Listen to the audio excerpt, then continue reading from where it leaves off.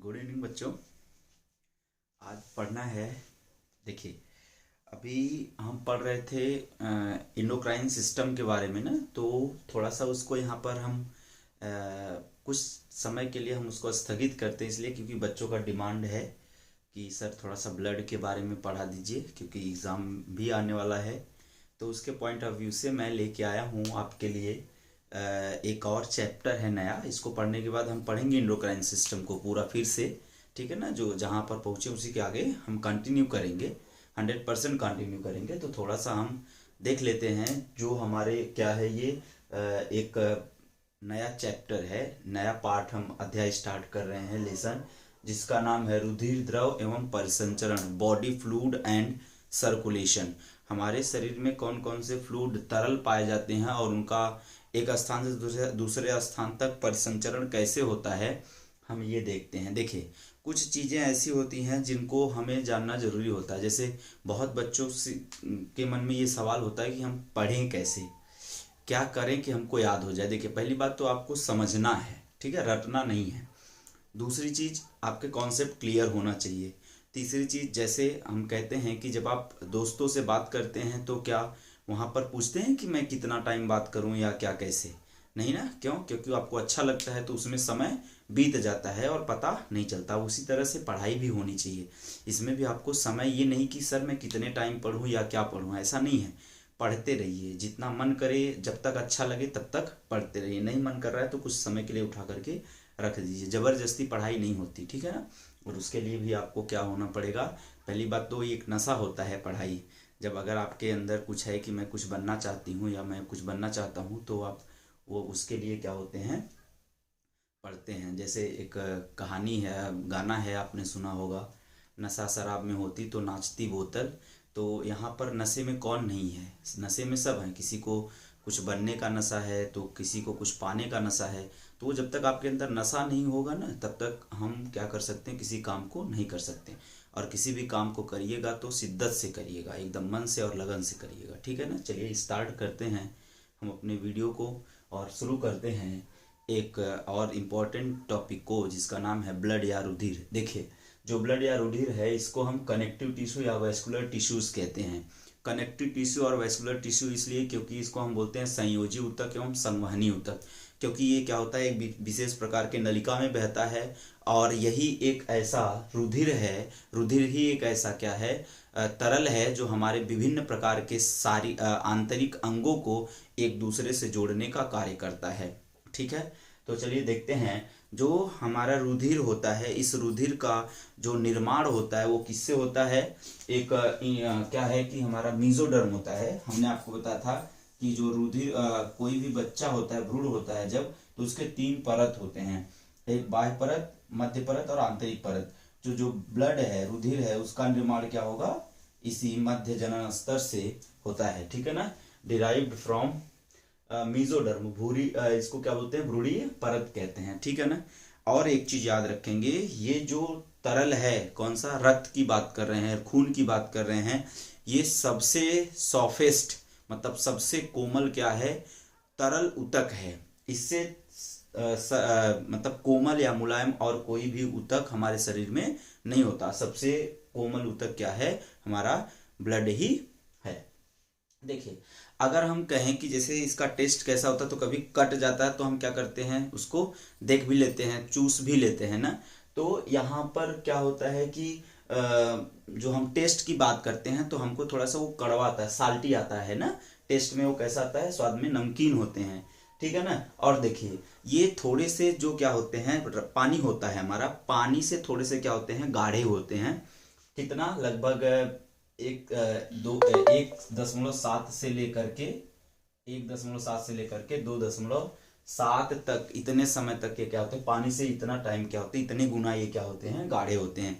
अगर हम इनकी चिकनाहट की बात करें, जिसको हम विस्कोसिटी कहते हैं, श्यानता ना, इनकी चिकनाहट या गाढ़ेपन की हम बात करें, तो ये जो क्या होता है कि पानी होता है उससे 4.2 से लेकर के 5.2 तक जल से क्या होते हैं, अधिक गुना क्या होते हैं, चिकने होते हैं, ठीक है ना। और जो इनका क्या होता है कि हमारे शरीर का अगर पूछा जाए कि जो हमारी पूरी बॉडी है, पूरा शरीर है, पूरे शरीर का जो हमारा रक्त है वो कितना प्रतिशत भाग बनाता है, तो आप कहेंगे हमारे पूरे बॉडी के 100% का 7 से लेकर के 8% भाग क्या होता है, हमारा रक्त बनाता है। ठीक है ना। तो देखिए in human it makes 7 to 8% of total body weight. ठीक है ना। शरीर के कुल भार का 7 से 8% भाग क्या होता है, रक्त बनता है। ठीक है ना। इतना क्लियर हो गया। अगर हम बात करें कि हमारे में और बच्चियों में, मतलब मेल और फीमेल्स की बात करें, लड़के और लड़कियों की बात करें, तो जो लड़कियां होती हैं उनमें क्या होता है कि ब्लड जो होता है वो कम होता है लड़कों की अपेक्षा। लड़कों में उनसे थोड़ा सा ब्लड ज़्यादा पाया जाता है। कितना, लगभग 0.5 मतलब आधे लीटर क्या होता है, ब्लड ज़्यादा पाया जाता है। उसका कारण अभी हम आपको बताते हैं। देखिए बहुत लोग कोई मुंह से सुने हैं कि बच्चियों में या लड़कियों में ब्लड कम क्यों पाया जाता है, तो बहुत लोग कहते हैं कि ये मेंस्ट्रुअल साइकिल है, जो पीरियड बच्चियों में आते हैं उसका कारण वो है। उसका कारण वो नहीं है। उसका कारण ये है कि उनमें जो क्या होता है, हीमोग्लोबिन होता है। हीमोग्लोबिन क्या है, हीमोग्लोबिन कम पाया जाता है बच्चियों में। अब हीमोग्लोबिन को बनाने के लिए किसकी आवश्यकता होती है, आयरन की। तो बच्चियों में आयरन कम पाया जाता है थोड़ा बहुत, इसलिए क्या होते हैं उनमें जो रक्त की मात्रा होती है वो आधी लीटर क्या होती है, कम होती है। ठीक है। आगे देखेंगे, जैसे अगर हम बात करें मेल में, तो मेल में क्या होता है 5.5 से लेकर के मतलब 5 से लेकर के 5.5 मतलब 5 से लेकर के 5.5 लीटर होता है। ठीक है ना। तो अगर हम बच्चियों की बात करें तो 4.5 से लेकर के 5 लीटर, मतलब कितने का फर्क रहेगा, आधे लीटर का फर्क रहेगा। ठीक है ना। हमेशा उसको हम डीएल में लिखते हैं, डेसीलीटर में। ठीक है ना। इस बात को आप याद रखिएगा। देखिए हमारे जो शरीर होता है उसमें 2 तरह की नसें पाई जाती हैं, एक को शिरा बोलते हैं, एक को धमनी। तो जो धमनी होती है उसमें जो, अगर उसमें रक्त है तो उसका पीएच कुछ और होता है, और जब शिराओं में आता है तो उसका पीएच क्या होता है, थोड़े से बदल जाता है। तो इस बात को भी आप याद रखेंगे। आपको पता होना चाहिए कि हमारे शरीर में रक्त नहीं जमता, और बाहर जैसे ही निकलेगा वो क्या होते हैं, जम जाते हैं। तो शरीर के अंदर रक्त को जमने से रोकने वाला एक प्रतिस्कंदन, जिसको हम एंटीकोगुलेंट कहते हैं, प्रतिस्कंधक, एंटीकोगुलेंट, उसका नाम है हिपैरिन। हिपैरिन रक्त को क्या होता है, शरीर के अंदर जमने से क्या होता है, बचाता है। शरीर के अंदर रक्त जमता नहीं है। ठीक है ना। आगे देखेंगे, जैसे मान लीजिए कह रहे हैं सर शरीर के अंदर नहीं जम रहा है, तो जो ब्लड बैंक वगैरह होते हैं उस ब्लड बैंक में तो, या जो पाउच में निकालते हैं उस पाउच में तो जम जाना चाहिए था, लेकिन उनमें भी नहीं जमता। ऐसा क्यों, आइए देखते हैं। बहुत ही महत्वपूर्ण है इसको। देखिए कुछ ऐसे पदार्थ होते हैं जैसे CPD, इसके बाद ACD, और आप पे आ जाएंगे तो EDTA। इनका हम फुल फॉर्म भी जानते हैं। जैसे CPD का होता है citrate phosphate dextrose, citrate phosphate dextrose, ये सिट्रेट फॉस्फेट डेक्सट्रोज CDP।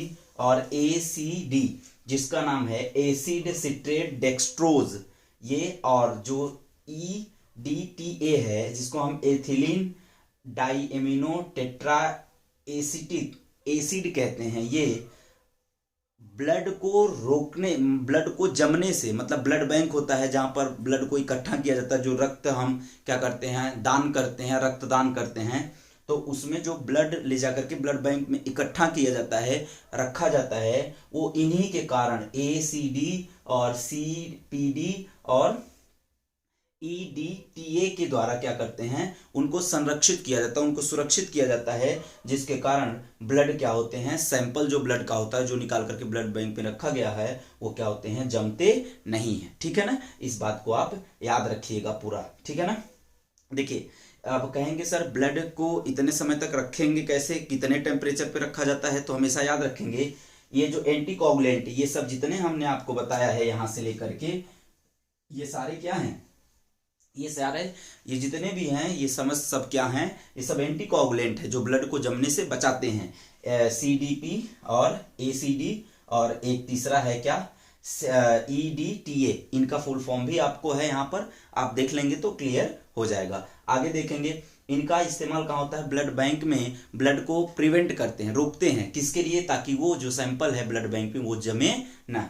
अब कहेंगे सर इसको कितने डिग्री सेल्सियस पर रखा जाता है, कितना तापमान होता है। तो देखिए जैसे गाय भैंस को सीमन चढ़ाने के लिए डॉक्टर लोग ले आते हैं, तो उसमें देखेंगे जब उससे निकालते हैं तो उसमें से क्या होता है, भाप के जैसा निकलता है। वो होता है बच्चा लिक्विड नाइट्रोजन। उसका जो टेम्परेचर होता है वो -196 degree Celsius, 196 degree Celsius, -196 degree Celsius होता है। उसी तरह से इसका तो उतना नहीं होता, लेकिन इसका कितना होता है, 4 डिग्री सेल्सियस पर एंटीकोगुलेंट के साथ जो ब्लड का सैंपल होता है इतने टेम्परेचर पर रख दिया जाता है ब्लड बैंक में, जिससे वो क्या होते हैं, जमते नहीं हैं। इतनी बातें आपको क्लियर हो जानी चाहिए। आगे चलिए हम देखते हैं। देखिए जैसे अगर कहा जाए कि जो हमारा ब्लड है, अगर ब्लड का पीएच 7.8 से ज्यादा हो जाए और 6.8 से कम हो जाए, क्या कह रहा हूं ध्यान से सुनिएगा, ब्लड का अगर पीएच, जो उसका पीएच मान पावर ऑफ हाइड्रोजन है, ठीक है ना, उसका अगर वो अत्यधिक अम्लीय हो जाए या अत्यधिक क्षारीय हो जाए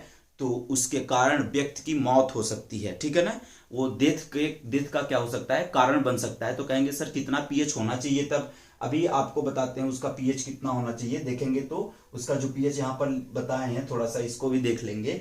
इसका जो पीएच होता है वो कितना होता है, लगभग कितना, ये हल्का क्षारीय होता है, स्लाइटली एल्कलाइन होता है। तो इसका पीएच कितना होगा, 7.3 से लेकर के 7.5 तक होता है। ये इसका क्या है, इतना पीएच रहना चाहिए, इससे ज्यादा और इससे कम नहीं होना चाहिए। अगर इससे ज्यादा इससे कम हो गया, जैसे 7.8 से ज्यादा हो गया या फिर 6.8 से कम हो गया, अगर इतना हो जाएगा तो इंसान की मौत हो जाएगी, उसकी डेथ हो जाती है, ठीक है ना। तो इसको मेंटेन करने के लिए कि ये जो क्या है कि ब्लड का जो पीएच है एक पर्टिकुलर लेवल पर बना रहे, तो उसके लिए क्या करना पड़ता है, पीएच को मेंटेन करने के लिए क्या करते हैं, कुछ जैसे पदार्थों या रसायनों का इस्तेमाल किया जाता है, जिसका रेशियो बैलेंस करने के लिए सोडियम बाइकार्बोनेट और कार्बोनिक एसिड, इसको हम बफर कहते हैं। बफर इन द सेंस जो क्या करते हैं, पीएच को मेंटेन करते हैं, ठीक है ना। तो उसको हम यहाँ पर बफर कहेंगे। तो वो क्या क्या है वो याद रखेंगे, एक सोडियम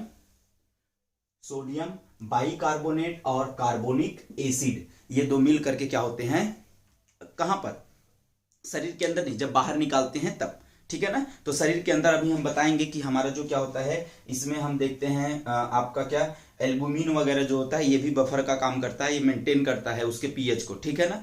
तो अभी हम उसको देखेंगे आगे। लेकिन बाहर जब निकालते हैं तो उसमें क्या मिलाया जाता है, सोडियम बाइकार्बोनेट और कार्बोनिक एसिड मिला देते हैं, जिससे रक्त क्या होता है, इसका जो पीएच होता है एक लेवल पे क्या होता है, ये बना रहता है। अगर इसका पीएच कम या ज्यादा हो जाए तो प्रॉब्लम क्रिएट करता है, ठीक है ना। और आपको पता है हमारे शरीर का क्या है, एक बहुत ही महत्वपूर्ण क्या है, भाग है जो रक्त है, ठीक है ना। आगे देखेंगे। अब देखिए हम चलते हैं क्लासिफिकेशन या रुधिर के प्रकार। कभी कभी हमको कंफ्यूजन होता है रुधिर कितने प्रकार के होते हैं, तो बहुत लोगों से पूछेंगे रुधिर कितने, तो कहेंगे A B O ना, वो रुधिर का प्रकार नहीं है, वो रुधिर का प्रकार बिल्कुल नहीं है, वो रुधिर के क्या है, वर्ग हैं, ठीक है ना। उसको आप याद रखेंगे। रुधिर क्या होता है हमारा, 2 प्रकार का होता है। अगर हम इसका वर्गीकरण करें या इसके प्रकार को देखें तो 2 प्रकार का, एक को हम बोलते हैं प्लाज्मा और दूसरे को बोलते हैं क्या, ब्लड कार्पसेल्स। मतलब प्लाज्मा, हिंदी में भी इसको क्या बोलेंगे, प्लाज्मा कहेंगे, और इसको हम बोलते हैं रक्त कणिकाएं। कणिका क्या होता है, छोटे छोटे फॉर्म में होता है। हम इसको समझने के लिए हम क्या करते हैं, जैसे चाय बनाते हैं तो चाय में चाय पत्ती मिलाते हैं, पानी मिलाते हैं, दूध मिलाते हैं और कुछ मिर्च वगैरह मिलाते हैं, ये सब मिलाते हैं ना। तो एक चीज समझिए, जो उसमें हम पानी मिलाए हैं, जो हम उसमें दूध मिलाए हैं, वो तरल है तो वो क्या हो जाएगा, प्लाज्मा हो गया, ठीक है ना। और उसमें जो हम क्या मिलाए, चाय पत्ती मिलाए हैं, अदरक मिलाए हैं, मिर्च वगैरह इलायची मिलाए हैं, वो क्या हो जाएगा, आरबीसी डब्ल्यूबीसी और प्लेटलेट्स मींस ब्लड कार्पसेल्स हो जाएंगे, ठीक है ना। तो समझ में आ गया। तो आप छानते हैं तो वो क्या होता है, प्लाज्मा अलग हो जाता है, मतलब चाय पत्ती और अदरक और ये सब अलग हो जाते हैं, उसमें जो छोटे छोटे कण होते हैं, और जो हमारा चाय होता है वो दूध के साथ और पानी क्या होता है, नीचे गिर जाता है। तो हम उसको इस तरह से बना सकते हैं और इस तरह से हम अच्छे से उसको समझ सकते हैं। आइए देखते हैं एक एक करके, हम समझते हैं इनका हमारे शरीर में जो रक्त बन रहा है, इन दोनों को मिला करके इनका परसेंटेज कितना होता है। तो याद रखेंगे जो प्लाज्मा होता है वो 55% होता है, 55% होता है। और जो हमारा क्या होता है, ब्लड कार्पसेल्स होते हैं, जिनको हम फॉर्म्ड एलिमेंट्स कहते हैं, वो 45% होता है। कहीं कहीं ये आपको 50 से 55 लिखा रहेगा, कहीं आपको 40 से 45 लिखा रहेगा, या 45 से 50 लिखा रहेगा ना, उसमें कंफ्यूज आपको नहीं करना है। कितना होगा, 55 से 55 के क्या होगा हमारा प्लाज्मा होगा, और 45 क्या होगा हमारा, आपको याद होना चाहिए, जो फॉर्म्ड एलिमेंट्स होते हैं जिनका नाम क्या है, ब्लड कार्पसेल्स होते हैं। तो आइए हम पहले देखते हैं जो हमारा प्लाज्मा है। देखिए प्लाज्मा में क्या होते हैं, ये क्या है, हमने अभी आपको बताया तरल पाए जाते हैं और प्रोटीन होता है। ये प्रोटीन जो इनमें पाए जाते हैं वो घुलनशील प्रोटीन होते हैं, याद रखेंगे, सॉल्युबल प्रोटीन होते हैं। तो तरल पदार्थ में जैसे एक आता है, बच्चा नाम सुने होंगे, सीरम। तो सीरम हम कहते हैं जब इसमें क्या होता है, कुछ क्लॉटिंग फैक्टर, जो ब्लड को जमा देने वाले फैक्टर होते हैं, उसी को हम क्लॉटिंग फैक्टर कहते हैं या स्कंदक कारक कहते हैं। तो अगर हम प्लाज्मा में से, याद रखेंगे, प्लाज्मा में से स्कंदक कारक को, जो ब्लड को जमा रहे हैं, उसको निकाल देंगे तो उसका नाम हो जाएगा सीरम। यहां देखिए लिखा है रिमूव, सीरम क्या है, रिमूव क्लॉटिंग एजेंट, ठीक है ना, क्या है, रिमूव क्लॉटिंग एजेंट। वो किसका काम करेगा, सीरम का काम, तब वो क्या बन जाएगा, सीरम बन जाएगा। और इसी से क्या होता है, किसी भी चीज का क्या करते हैं, जांच किया जाता है, तो ब्लड के हम क्या करते हैं जब चेकअप वगैरह, तो उसको सेरोलॉजी कहते हैं, ठीक है ना, हिमेटोलॉजी नाम दिया जाता है, ठीक है। अभी जब हम पूरा इसका पढ़ेंगे आगे तो हम आपको एक एक करके क्लियर करते चलेंगे, ठीक है ना। ब्लड ग्रुप वगैरह क्या है, ये हार्ट के स्ट्रक्चर वगैरह को भी हम देखेंगे अच्छे से, ठीक है ना। आइए आगे चलते हैं। इसके बाद सीरम क्लियर हो गया, हम क्या कह रहे हैं, प्लाज्मा में से जब हम क्लॉटिंग फैक्टर को निकाल देंगे तो वो क्या बन जाएगा, सीरम बन जाएगा, ठीक है। आगे देखिएगा, अगर हम इसमें वाटर की बात करें तो इसमें वाटर कितना होता है, 91 से लेकर के 92, मतलब 91 से लेकर के 92% इसमें वाटर होता है। बाकी के बचे जो लगभग 9 to 8% होते हैं, बाकी उसमें ये सब पाए जाते हैं। अगला, इसमें कुछ क्लॉटिंग फैक्टर पाए जाते हैं जिसका नाम है फाइब्रिनोजेन, प्रोथ्रोम्बिन वगैरह होता है, ठीक है ना, थ्रोम्बिन होते हैं, ये सब क्या होते हैं, बनते हैं उसमें। तो क्या है, मुख्यतः फाइब्रिनोजेन हो गया, क्लॉटिंग फैक्टर है। इसमें ग्लोब्यूलिन प्रोटीन पाया जाता है। ये ग्लोब्यूलिन क्या होता है, एंटीबॉडी का निर्माण करते हैं, वो एंटीबॉडी ही होता है जिसको हम बोलते हैं क्या, डिफेंस, हमारे सुरक्षा के लिए होता है। और इसके बाद हमारा जो लास्ट है वो है एल्ब्यूमिन, ठीक है ना। ये जो एल्ब्यूमिन होता है ये क्या है, ये एक बफर्स है, क्या है, बफर्स, जो क्या करते हैं, जो ब्लड का पीएच होता है उसको मेंटेन रखते हैं। तो ये आपका यहां तक क्लियर हो गया, ठीक है ना। अभी हम इस जब पढ़ेंगे क्लॉटिंग फैक्टर, हम देखेंगे ब्लड क्लॉट कैसे होता है, तो हम इनमें सबको एक एक करके उसमें देखेंगे इनका क्या कार्य होता है। आइए हम चलते हैं किस तरफ, जो 45% हमारा क्या है, ब्लड क्लॉटिंग है, उसको हम देखते हैं। ये जो ब्लड क्लॉटिंग होता है, ये ब्लड क्लॉटिंग में आरबीसी, डब्ल्यूबीसी और प्लेटलेट्स पाए जाते हैं। तो आरबीसी, डब्ल्यूबीसी, प्लेटलेट्स तो हम इसको ऐसे कहते हैं, लेकिन कभी कभी जब आप ब्लड चेक कराते हैं तो उसमें कहीं इरिथ्रोसाइट, कहीं बेसोफिल्स, कहीं न्यूट्रोफिल्स, कहीं थ्रम्बोसाइट्स, ये सब लिखा होता है। तो उसमें देखेंगे क्या, जैसे आरबीसी हो गया तो इसका जो हम कह सकते हैं कि केमिकल नेम कह सकते हैं, रासायनिक नाम कह सकते हैं, या हम इसको वैज्ञानिक नाम भी कह सकते हैं, जिसका नाम है इरिथ्रोसाइट्स। क्या नाम है, इरिथ्रोसाइट्स, किसका, आरबीसी का, जो लाल रक्त कणिकाएं हैं उनका। और इस जो डब्ल्यूबीसी है इसको हिंदी में कहते हैं श्वेत रक्त कणिकाएं। लाल रक्त कणिकाएं इसका नाम क्यों है, क्योंकि इसमें हीमोग्लोबिन पाया जाता है, जिसके कारण इसका रंग लाल होता है। और डब्ल्यूबीसी में हीमोग्लोबिन नहीं पाया जाता, इसलिए ये क्या है, रंगहीन व्हाइट कलर का होता है, ठीक है ना, इसलिए इसका नाम डब्ल्यूबीसी या क्या पड़ा हुआ है, व्हाइट ब्लड कार्पसेल्स पड़ा हुआ है। इसका जो केमिकल या रासायनिक नाम होता है उसको हम ल्यूकोसाइट्स कहते हैं, ठीक है। अब ये देखिए, ल्यूकोसाइट्स भी बहुत प्रकार के, अभी आपको बताते हैं।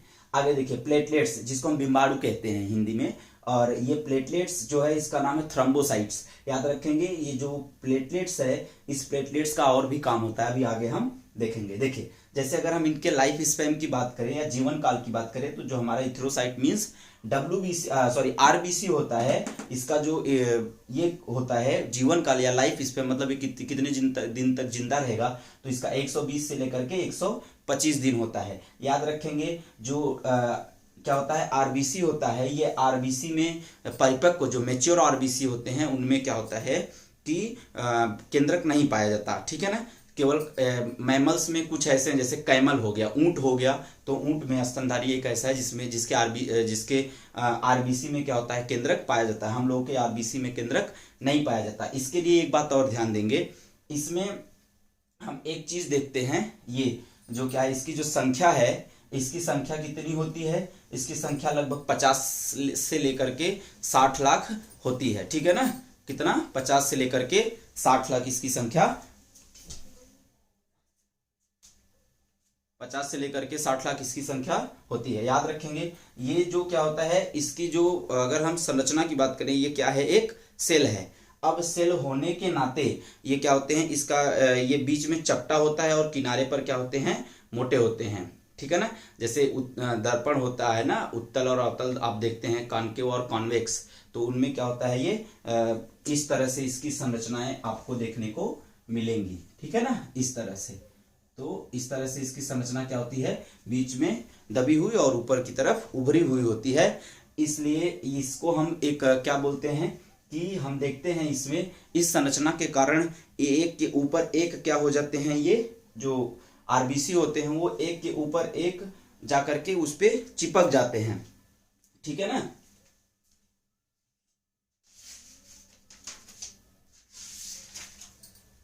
देखिए ये क्या होते हैं, एक के ऊपर एक चिपक जाते हैं, जिसको हम राउलेक्स फॉर्मेशन कहते हैं। कहीं कहीं पूछा जाता है व्हाट इज अ राउलेक्स फॉर्मेशन, तो कहेंगे जब क्या होता है, एक के ऊपर एक क्या हो जाएंगे, जो आरबीसी है एक के ऊपर एक सिक्के के ढेर के जैसे क्या होते हैं, जमा हो जाते हैं, उसी को राउलेक्स फॉर्मेशन कहते हैं। तो ये क्लियर हो गया। इनका काम क्या होता है ये देखेंगे, फूड एंड गैसियस एक्सचेंज, मतलब जो भोजन है उसके स्थानांतरण में और गैसों के स्थानांतरण या परिवहन में क्या करते हैं, ये मदद करते हैं।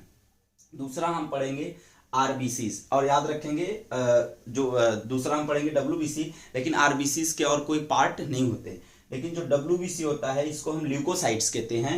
इसका जो जीवन काल होता है वो लगभग क्या होता है, कहीं कहीं आपको एक हफ्ते भी लिखा रहेगा, इसका जीवन काल 3 से लेकर के 4 दिन तक होता है, ठीक है ना। इसकी अगर हम संख्या की बात करें तो ये 5000 से लेकर के 10,000 तक होता है। आगे याद रखेंगे अगला प्लेटलेट्स, जिसको हम बोलते हैं क्या, थ्रोम्बोसाइट्स। ये जो थ्रोम्बोसाइट्स होता है इसके भी फंक्शन के बारे में देख लेते हैं। ल्यूकोसाइट्स का इसका जीवन काल भी आपको बता दिए कितना हो रहा है, 3 से लेकर के 4 दिन, कहीं कहीं आपको मैंने बताया 1 हफ्ता होता है। अगर इसकी हम क्या करते हैं, संख्याओं की बात करते हैं तो ये लगभग 5000 से लेकर के 10,000 होता है, ठीक है ना। और ये क्या करते हैं, हमारे शरीर को पैथोजन जो रोगाणु होते हैं, जो रोग पैदा करते हैं, उससे हमारे शरीर को क्या करते हैं, प्रोटेक्ट करने का कार्य करते हैं। अगला जो है हमारा वो है थ्रोम्बोसाइट्स, जिसको हम प्लेटलेट्स कहते हैं। ये जो प्लेटलेट्स हैं इनका जो जीवन काल होता है वो कितना होता है, 2 से लेकर के 5 दिन तक होता है, ठीक है ना। कितना, 2 से लेकर के 5 दिन होता है। और इनकी जो संख्या होती है वो 2.5 लाख से लेकर के 4 लाख तक होती है शरीर में, ठीक है। ये क्या करते हैं, ब्लड क्लॉटिंग में हेल्प करते हैं, ब्लड को जमने में क्या करते हैं, मदद करते हैं। आइए अब हम पढ़ते हैं इसका जो क्या है फंक्शन है, ब्लड कार्य कैसे करता है, ब्लड का फंक्शन क्या होता है, हमें वो देखना है। याद रखेंगे ब्लड का जो फंक्शन है वो क्या है, पहला मेंटेन द टेम्परेचर। ये हमारे बॉडी को एक पर्टिकुलर टेम्परेचर देता है, इसलिए हम जब दौड़ते हैं तो ब्लड सर्कुलेशन ज्यादा बढ़ जाता है, इसीलिए हमारे बॉडी में क्या होती है, गर्मी आ जाती है, पहला। दूसरा है ट्रांसपोर्ट केमिकल्स, हार्मोन्स। हमने आपको एंडोक्राइन सिस्टम पढ़ा रहा हूं तो उसमें बताया था कि जो एंडोक्राइन जो ग्रंथि होती हैं, ग्लैंड्स होती हैं, वो डक्टलेस होती हैं और वो अपना जो सिक्रीशन होता है, हार्मोन्स होता है, वो ब्लड में ही छोड़ती हैं और ब्लड उसको टारगेट साइट तक क्या होता है, जहां उसको पहुंचाना है वो पहुंचा देता है। तो ट्रांसपोर्ट ऑफ केमिकल्स या हार्मोन्स। आगे फाइट इन्फेक्शन, जो डब्ल्यूबीसी है अभी आपको बताया, ये पैथोजन से क्या करता है, हमारे शरीर की मदद करता है। तो ये क्या कर रहे हैं, फाइट कर रहे हैं, किससे, इन्फेक्शन से, ठीक है ना, संक्रमण से हमारे शरीर को बचाते हैं। अगला ट्रांसपोर्ट ऑफ वेस्ट। आपको पता होगा जैसे हमारा जो लीवर होता है वो किसका निर्माण करता है, यूरिया का निर्माण करता है, एमिनो एसिड से, सॉरी अमोनिया का निर्माण करता है, यूरिया का नहीं, अमोनिया का निर्माण करता है। तो वो अमोनिया कहाँ जाता है, उस अमोनिया को फिर से यूरिया में बदला जाता है। अब यूरिया को रक्त से निकाल करके फिल्टर कर दिया जाता है, निस्यंदन किसके द्वारा, किडनी के द्वारा किया जाता है। तो कौन ले जाएगा, रक्त ही ले जाएगा उसको, यूरिया को। अब यूरिया को कहाँ ले गया, वहां पर ले गया किडनी के पास, किडनी उसको अल्ट्रा फिल्ट्रेशन परानिस्यंदन प्रक्रिया के द्वारा क्या करता है, यूरिया को अलग कर देता है और जो पोषक तत्व होते हैं उनके अलग कर देता है। ये हो गया transport of food and ions. अभी आपको बताया यहाँ पे कि क्या होते हैं, जैसे ये देखो फूड और गैसेस एक्सचेंज कर रहे हैं, तो फूड को भी क्या करते हैं, जो ब्लड होता है फूड को भी ले जाने का कार्य करते हैं, जो मिनरल्स आयंस होते हैं उनको भी ले जाने का कार्य करते हैं। आगे जो है हमारा है प्लेटलेट्स। प्लेटलेट्स भी आपको अभी बताइए क्या करते हैं, क्लॉटिंग फैक्टर हैं, ब्लड क्लॉट में क्या करते हैं, सहायता करते हैं। जैसे घाव वगैरह लग गया या कट गया तो उसको क्या करते हैं, ये जमा देते हैं। ये पूरा था हमारा ब्लड के बारे में। अब हम आने वाले चैप्टर में पढ़ेंगे कि आरबीसीज वगैरह क्या होती हैं, डब्ल्यूबीसीज क्या होती हैं और प्लेटलेट्स वगैरह ये सब क्या होते हैं और ब्लड कैसे जमता है। ठीक है ना, चलिए तब तक के लिए wish you all the best, thank you.